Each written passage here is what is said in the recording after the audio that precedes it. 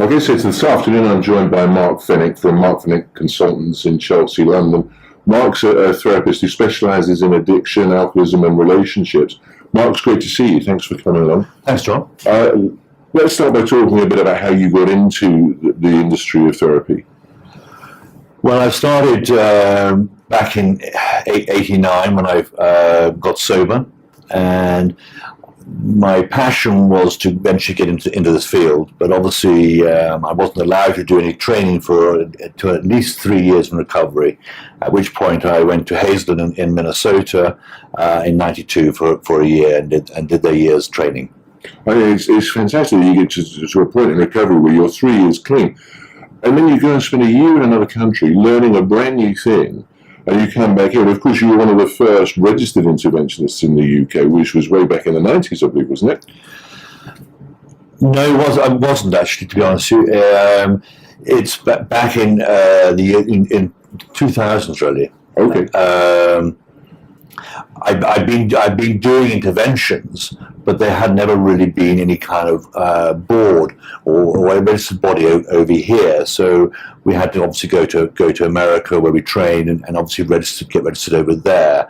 And fortunately, there is an organisation called the ICRC, which gives you reciprocity in this country and other countries. So that obviously helps us.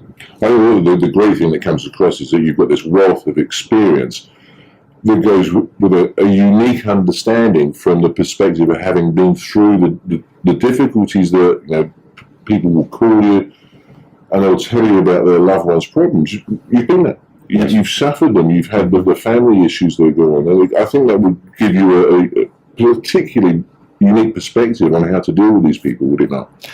Yeah, obviously I mutually have empathy, and I'm able to sort of help them, wade through the sort of quagmire of the sort of the addiction, because it is like a quagmire where we're literally trying to get ourselves out of this the situation, and a lot of these families just don't have a clue how to do it because they've got so entrenched in their behaviours that that is the only way they know how to deal with this with their family member. So by the time I come on, there's a lot of anger and a lot of frustration, and it's a case of what are you going to do to help me? And I mentioned obviously intervention, and that obviously scares them because of the stigma that's involved.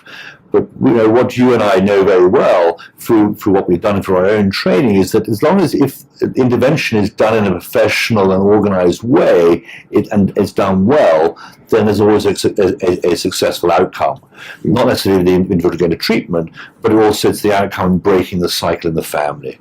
Exactly. You've hit on one of my favourite topics when we talk about families. Quite often, I'm fairly sure you experience the same thing. The families will ask, I hope for their loved one.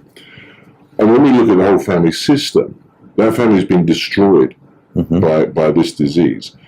And quite often when their loved one goes into treatment, the real work kind of begins, because the family, as you know, they need all the help in the world. Yeah. What do you do when that happens? Well, I think what my priority is when I get the individual into treatment is I'm telling the family members that it's not just their young one or their husband or their wife that has the issue here. It's also the family members. So I'm also incorporating them into the treatment program as well. So if they're not going to treatment, then I will be referring them to our colleagues who can work with the family members, and then we come together as a group once in a while to sort of really look at some of the dynamics of how the addiction has separated the values of the family. And it's so important, as you quite rightly say, that they are involved in their treatment program. The industry has gone through some huge changes. Way back in the 80s and 90s, and you touched on it, you said you had to go to the US and get trained to get the right qualifications to do what you do now.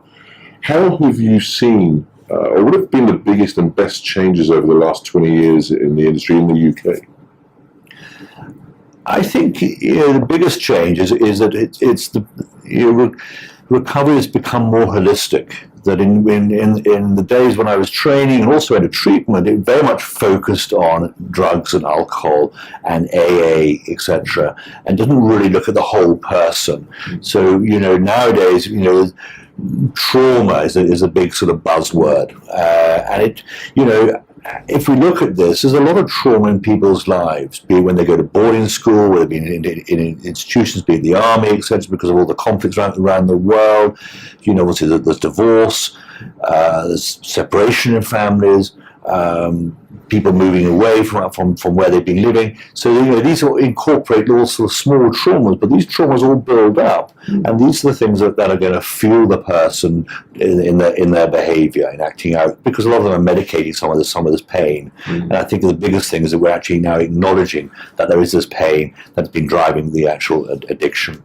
I agree with you. In pretty much most of the cases that we deal with, the data collection that we do will unearth that underlying issue. When mum and dad phones up and says, Johnny's got a problem with alcohol or with drugs, or my daughter's not eating, she's got an eating disorder, when we start that process of finding out what's going on, we'll quite often find there's something underlying. And usually, you're right, usually it's trauma. And that's why I love working with people like you. You have such a great understanding of not just the disease, but some of the root causes that lead us down that path of addiction. And I agree with you again, because it's one of the biggest changes I've seen over the last few years, that understanding that we can do more than just treat the drugs and the alcohol. Do you agree with that? Absolutely, because it's, you take away the drink and the drugs, but you still got the behaviour, and so therefore we've got to deal with the behaviour. Like, you can lead a horse to water, but you can't make it drink. But, once you take out the drink and the drugs or the gambling, whatever the specific behaviour is, you're left with that person who's got all these other issues that they've been dealing with all their lives, but now they feel totally vulnerable and naked in so many ways. And so therefore, what my role is, once you've referred the client to me, or I've referred the client to you for intervention, is to help that person rebuild their lives. That's going to be, the goal of recovery is improving our lifestyle.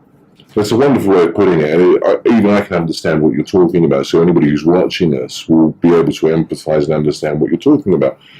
When we get through that whole process, and we reach the end of the treatment plan or the aftercare plan, and you see families get back together and rebuild their lives, how does that make you feel?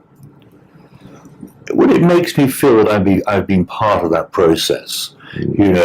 A lot of people would say, "God, thank you for doing that, Mark." And I would say to them, I've been part of the process. You've done the hard work. I've just helped to direct the show. And I think that's so important, because they need to have ownership in what they've done, because they've come from a place of desolation, and they've now improved their lives, and they have hope in their lives. And I think that's so important to have that kind of hope, because people haven't got that hope.